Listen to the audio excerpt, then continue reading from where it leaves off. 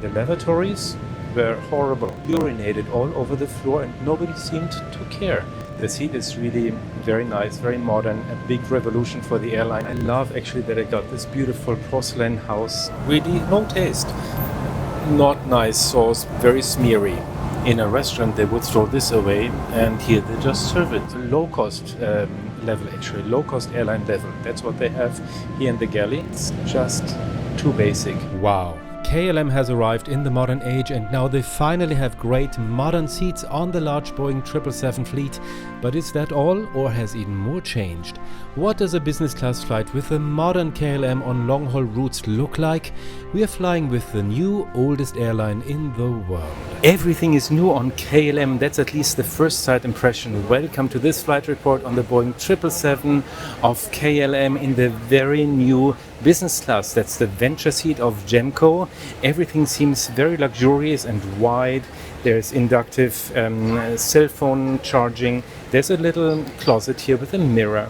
There's a little door, a sliding door, that we have a look at later. Of course, lots of things to talk about, and we have lots of time. 12 hours from Bangkok to Amsterdam, KLM Business Class.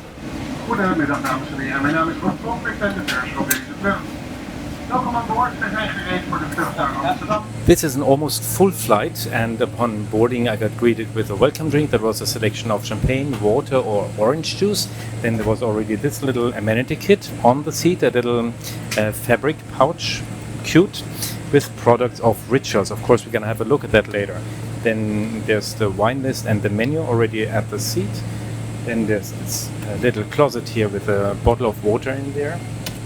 And the very first impression was actually it looks quite narrow, but once you sit, it's really very spacious. You have a nice part here for the feet, and then there's everything very modern. You have this little door, and so it looks quite nice. But we have a lot of time now to check it out, how it's gonna be. Actually, now we're going to the runway.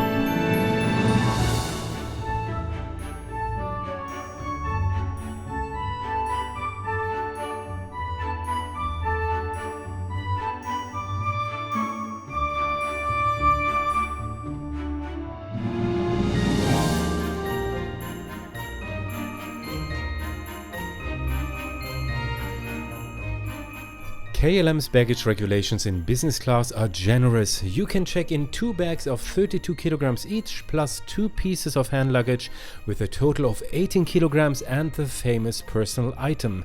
My reliable travel companions on this flight were again the high-quality suitcases from Level 8 with their great designs, exceptionally good interior fittings and the best wheels you can wish for. If you're interested, take a look at the video description. With the link and discount code there, you can get all luggage and accessories from Level 8 with an exclusive discount. Before the flight, of course, there's the lounge, and there's the SkyTeam lounge here, Air France KLM lounge. Let's have a look at that. But there's also a lot of choices here if you have priority pass. So let's have a look at the lounge first, and then let's take off. The Air France lounge in Bangkok is not only accessible to premium passengers of Air France, KLM and other SkyTeam airlines, but it's one of 19 lounges that can also be accessed with a priority pass regardless of airline and booking class. There's no really great offerings inside, but it's a pretty lounge that offers a few hot and cold snacks, as well as soft drinks, wine and a few alcoholic drinks. If you fly from or through Amsterdam, you have access to KLM's flagship lounge, the Royal Crowne Lounge. The food options in this very large, rather uncomfortable lounge are relatively simple and unattractive, with carelessly thrown together bland canteen food plus the usual alcoholic beverages. The showers are okay, but what is really noticeable is just how dirty the lounge is. Almost no chairs without stains. Sitting down here only really makes sense on the plastic chairs in the bistro area. The rest is not royal, but gross.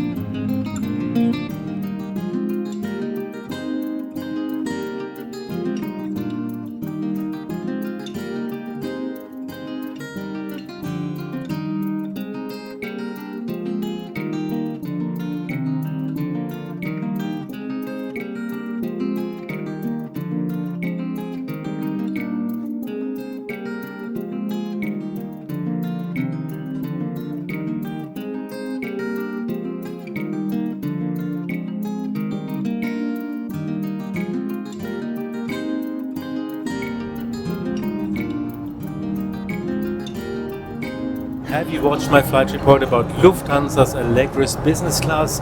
I was on the inaugural flight from Munich to Toronto and I portrayed all seat types on that plane, more than 10 seat types on one single aircraft, so you really should have a look at that video. With that kind of business class or with that kind of plane, Lufthansa is going into modern times, while almost the whole fleet is still super old-fashioned, really not up to date, with quite of narrow and uncomfortable seats. Now they have some new seats. So anyway, this seat here on KLM is a similar revolution for the airline, because especially on this route, Bangkok to Amsterdam, they still had until a few weeks ago these two seat configurations in business class, where you have really quite narrow and quite uncomfortable seats for a long haul flight, and that time is over now. Isn't that great? Now we have a nice and modern seat on KLM flights too, and that's quite great.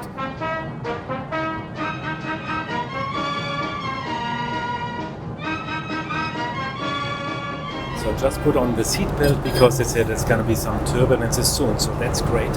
Interesting though that KLM and Lufthansa do have something in common, and that's the metamorphosis from really old cabins with old, uncomfortable, worn seats to some modern seats. And Lufthansa kind of promotes it like it's the biggest revolution worldwide, while they just have modern seats now, which other airlines have since more than 10 years already. So I don't know what's the big deal about it, but they make it a big deal. And so KLM also has these new seats. They don't make it such a big deal, though, not such a big fuss around it. They just realize that they have to change something. So that's the difference maybe. Anyway, let's have a look at the menu now. And when I take a look at it, it's also a little similar to Lufthansa, because it does not look very stunning. There's, as appetizers, there's a choice of 2. There's 3 choices of main courses. Then there's cheese or a sweet dessert, and then there's some little snacks in between, and then just before landing there's a light meal. It doesn't look very stunning though, I have to say. Maybe it's fantastic later. Then they have champagne. At least they have champagne on, and even from the not so known one, not a special take or something of it, so not a vintage or anything of that unknown champagne, but it's cuvée, champagne Bernard Loncla cuvée selection brut. So, and then they have their own aperitif, so that's nice. That's from Bowls. They have a few mixed drinks, so that's long drinks actually, gin tonic and rum and coke. And then they have some regular alcoholic beverages, beers and spirits. And then they have a wine list, and the wine list is really not special, and I don't understand why they just don't put it in the regular menu, because why would I do this for not very special wines? Anyway, they have a Sauvignon Blanc from South Africa, Spanish white wine, and a rosé from France, from Languedoc. Then they have Dutch wine, a Dutch red wine, and that I find quite interesting now, because that's a regional thing. So they have a regional Dutch wine. Interesting. Then they have a red wine from Toscana, and that is it. But maybe they're really fantastic when we try them.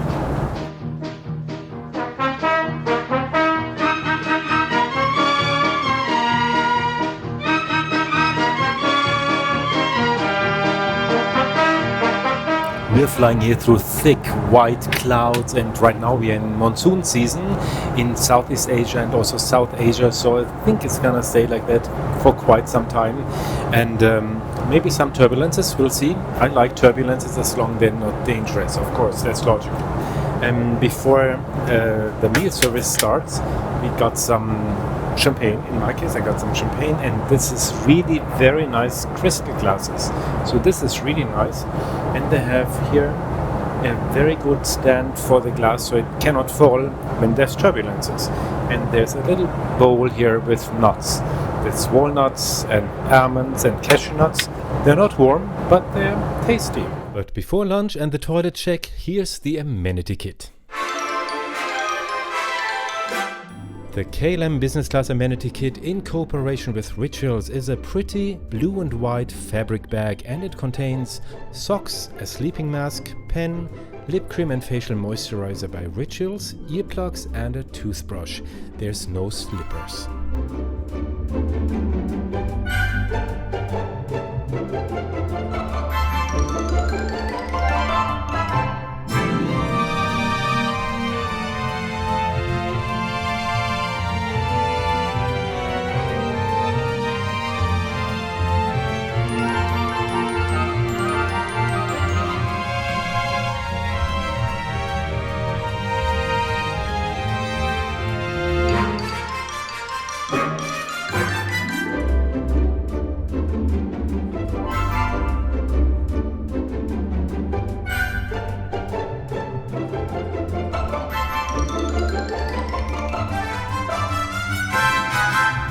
So lunch service has started, and we're having some salad here. That's some arugula with walnuts and pomegranate seeds, balsamico, and really good olive oil actually. Then I opted for the Thai appetizer. That's a pomelo salad with a really nice giant prawn and quail egg. Alternatively, you could have had some potato leek soup. Yeah. Then there's quite a hard bread roll with butter and some white wine, Sauvignon Blanc from the beautiful Stellenbosch in South Africa.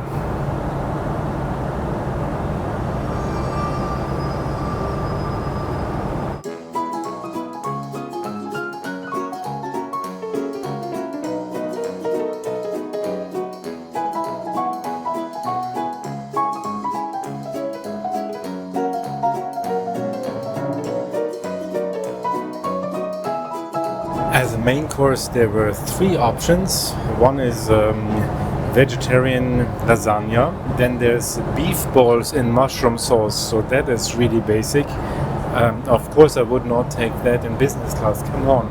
And then there's what they call three delicacies, so that's roasted chicken penang, and there's prawns in tamarind sauce, and some pumpkin.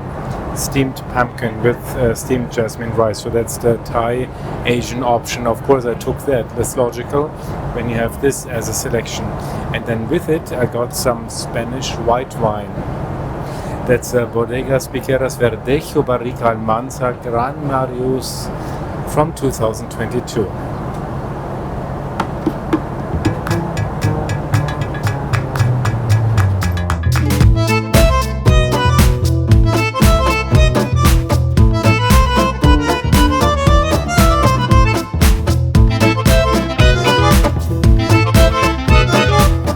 Reach dessert. Actually we have to choose between cheese or sweet dessert, which I find a little very narrow-minded, especially at the high prices that you pay in business class.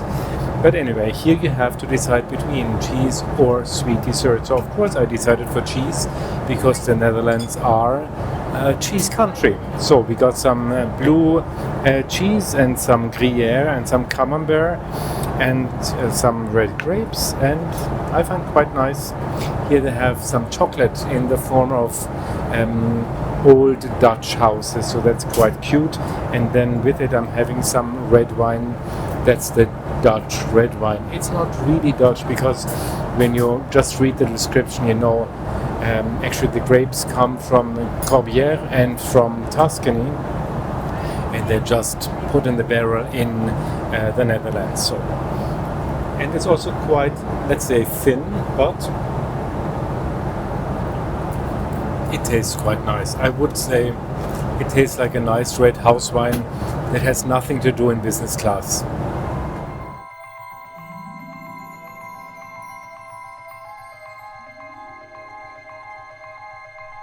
So I asked if I could have some sweet dessert on top of the cheese option, and after everybody got served there was still some sweet dessert available, and this is it. So let's try it.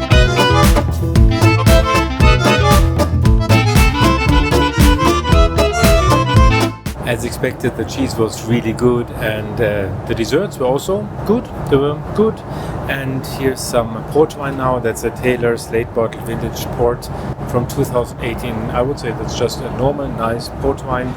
Of course, the competition here is all the Asian airlines. There's direct service of EVA Airways between Bangkok and Amsterdam, so that's a really super top airline.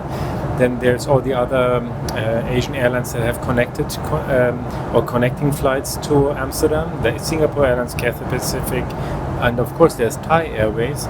So I mean, especially the top airlines like EVA and Singapore Airlines, they can just smile a little down to this kind of wine, although it's good. But overall, also for the meals and all the other wines, of course, you have much better quality on the Asian airlines, on the competition. That's how it is, and the competition is not always more expensive. It's very often less expensive. Anyway, now I'm gonna change a little. I'm gonna put on some slippers and my pajamas, and there are also a lot of KLM, of course. KLM has only a pillow and a blanket, so there's no topper for your seat to lie on, and there's also no slippers. I mean, of course, there's no pajamas. There's very few airlines in the world that offer pajamas in business class. For example, Qatar Airways, Qantas, and also Air India. Have a look at my Air India reports. There are two on my channel. Very interesting to watch. Very interesting where this airline is going to at the moment. And of course, Qatar Airways. There's a whole series of more than 10 videos on my channel. So check that out too. I'm gonna slip into my pajamas now, and then let's check out the bed. You won't get espresso at KLM, but the coffee cups are really cute, and this is your moment to keep me awake during my long nights at home editing videos and buy me a coffee. Buymeacoffee.com is your opportunity to support my work with the price of a cup of coffee. You can buy me one or more coffees, and now you can find the link in the top right of the window and in the video description. It's even easier with a super thank. You can find that directly under the video. You would make my day, because unfortunately tickets for the reports don't grow on trees, and now it's time for the bed.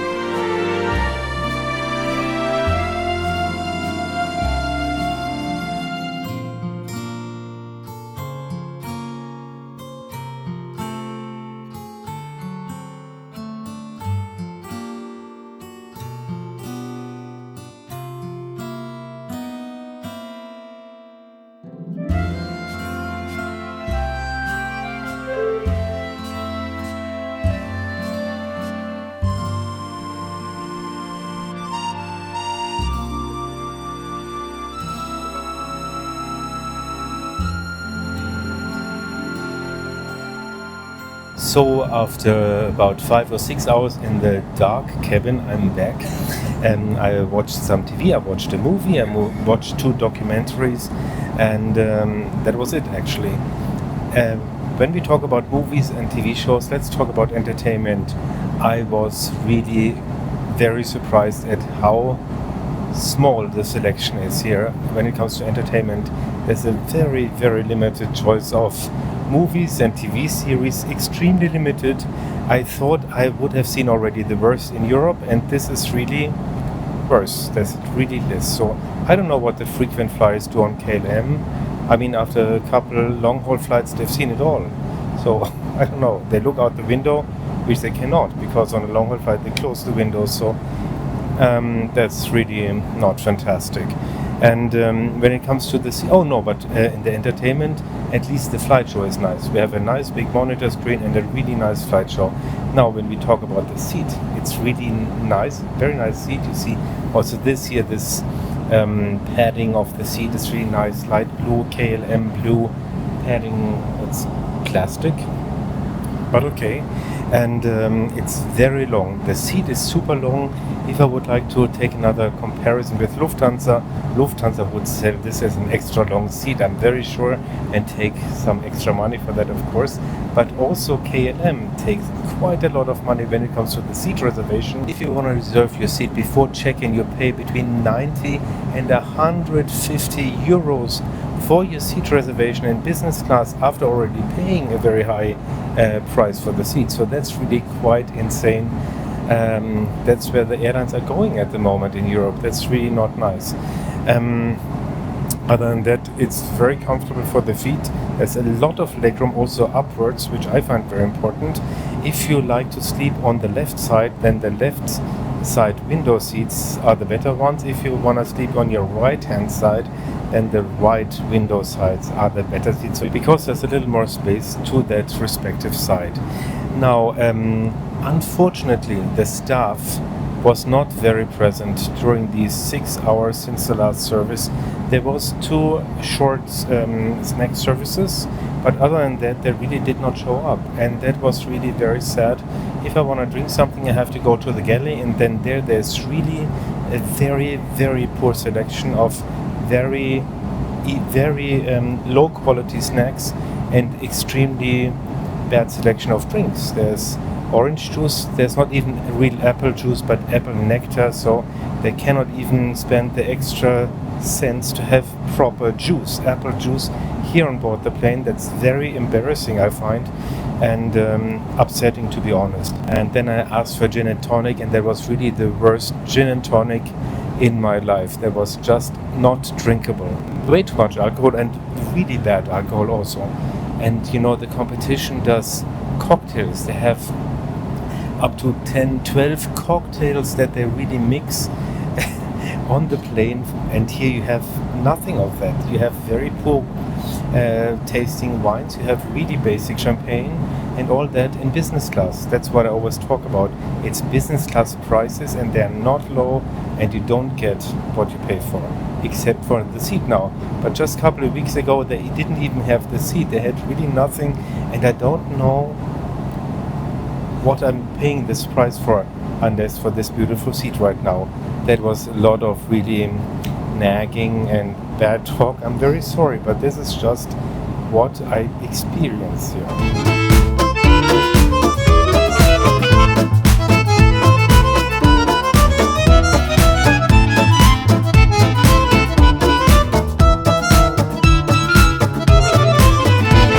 So it's 1 hour and a half until landing, and I just got the light meal, and I'm pretty surprised suddenly how beautiful it all looks. This couscous salad with salmon, Japanese cucumbers, carrots, and some little flowers.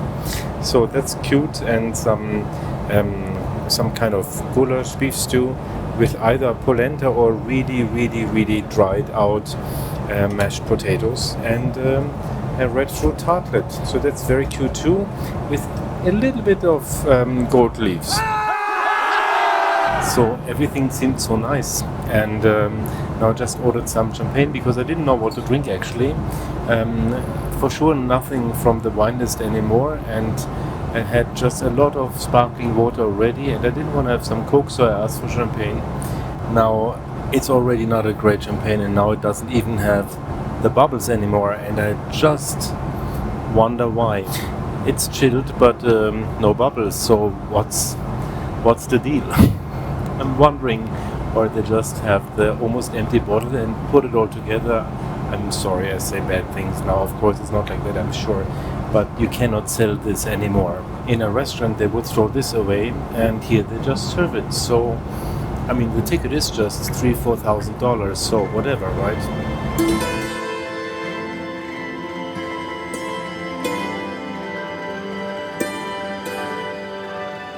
So I had the light meal and it looked so beautiful, right? However, unfortunately the taste was not as beautiful.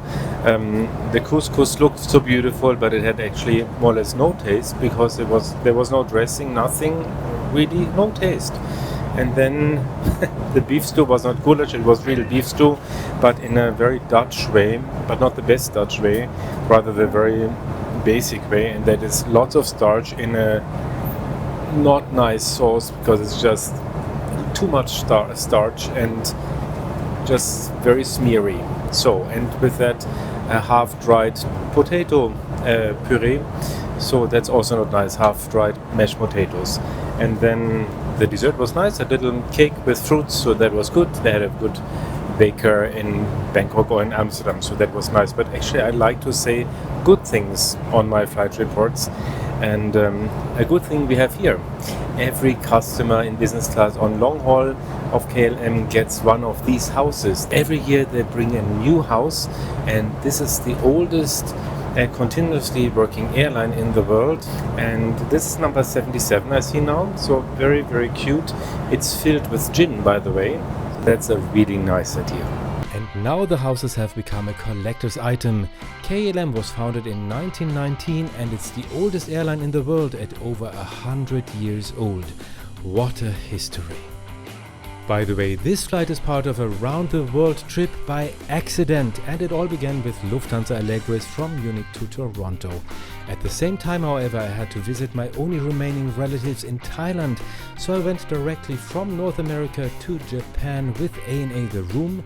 From there, after a night on the airport waiting bench, on to Hong Kong and to Thailand with Cathay Pacific Economy Class. I also filmed the business classes of Garuda Indonesia and Cathay Pacific, several low-cost airlines as well as Thai Airways Economy Class, Singapore First and First Class Suites, and now went back to Germany with KLM. And I'm back in my streetwear, and actually there's only 2 lavatories here for the whole business class cabin, so that's really not much. Normally you have 3 lavatories in the business class cabin, or at least here in the front of a Boeing 777. Here's only 2, so that's how it is. So you have to stand in line sometimes. But what is actually more important is that the bathrooms are not really clean. The lavatories were not cleaned very much.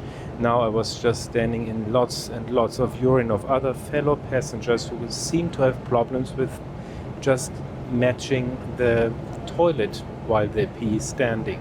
So that's very gross, and it's also very gross that nobody seems to care. So it's just dirty. Nothing to go in with socks, because they provide socks here, you know, for your comfort. Of course you have to use your shoes, or like I did, the slippers that I got from Singapore Airlines. They provide that in business and in first class, and many other airlines provide that in business class too. I know many don't, but I think it's better to orientate oneself after the better example, not the worst example. So that was really gross. Nobody's really caring, and I see the staff is not super busy here. They're not super engaged with so they had the time, but they just didn't use the time to clean the toilets. Okay, anyway, we're gonna talk about the conclusion in a moment, but that was not really great. Please return your hand luggage to the luggage bin, or stow it underneath the seat in front of you. Please fasten your seatbelts, put the back of your seats in the upright position, and stow your tray table. So we're landing in Amsterdam in about 7 minutes, and I'm trying now to give you my conclusion about this flight before landing. Well, first of all, the seat. The seat is really very nice, very modern, a big revolution for the airline. It's wide, it has a door, it's comfortable, it's got inductive charging for your cell phone, it's got a monitor that's quite big, so that's nice.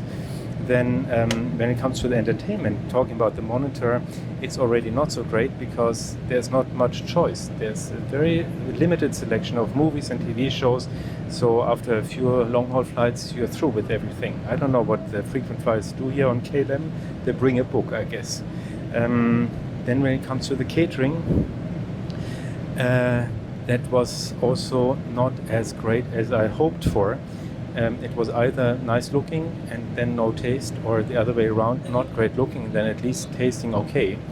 but the quality was not great, and the presentation was nice, partly not so nice. It was more like coincidence, and what was really annoying was that the snacks also between the services are really low quality. I mean, what they have here in the galley, that's really very basic. It's low cost level, actually, low cost airline level. That's what they have here in the galley. And I mean, what airline has to serve apple nectar instead of regular juice? That's way too cheap. I don't know an airline that would serve that. It's just too basic, and for sure not in business class. Then the whole wine list is very simple. The champagne was okay. Yeah, I prefer a good Cremant over that. And then other airlines here, the competition, they offer many cocktails and mocktails on their flights, because we have a direct competition here, EVA Airways from Bangkok to Amsterdam, but also all the other Asian airlines, they go direct or with the connection. They have really fantastic service on board, fantastic drinks and food on board, and they mix your nice cocktail on the way. And here I got instead the worst long drink of my life. There was a horrible gin tonic with really bad alcohol and really very badly mixed, like almost like on purpose. That's how bad it tasted. Then when it comes to the staff, I'm so sorry. I love to say good things, especially about the staff, their experience in the job, but I also feel it's a lot of routine in a bad way. So they did not really seem to be attentive very much for the passengers. They had a lot of time. They were sitting here in the galleys reading their newspapers, magazines, but they came for the little snack service, and that was it. And for everything else, I had to care about myself. So if I don't get something to drink, I won't get it from them. So that's not attentive service. And the lavatories were horrible. In the end of the flight now, they're just disgusting, like in a street toilet. And that in business class, it should be in no class of service, and for sure not in business class. So I would never step my foot in there without shoes. And that's really disgusting. And you might say, yes, they were maybe busy and so on. I can only say, yes, the Asian competition, they look after the toilets, and it's gonna be clean. You can be sure. I will go also there with my shoes, but it's clean floor. Here I'm sorry to say that, urinated all over the floor, and nobody seemed to care. I mean, not the fellow passengers, who seem to not manage to find the actual toilet, and also not the staff. So that was so unbearable, actually. So what can I say? I love actually that I got this beautiful porcelain house. I love the history of this airline, and I love saying good things about airlines because I really love aviation. And unfortunately, I have to say I will not be one of their customers in the next coming years, because I loved the seat, and the rest I just could not enjoy. It was too many things that were not okay. So unfortunately, I cannot recommend.